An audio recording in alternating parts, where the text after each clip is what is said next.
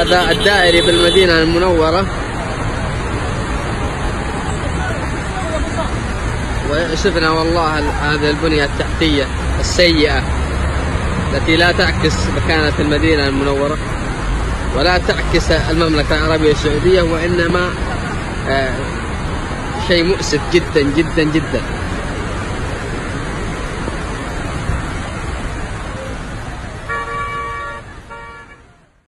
ما شاء الله تبارك الله، ما شاء الله، سيارات مصقعة يمين يسار.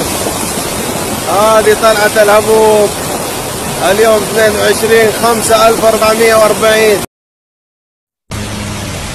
الله المستعان. خلف جامعة طيبة هذا، سيارات روحت والله. يا الله، لا اله الا الله.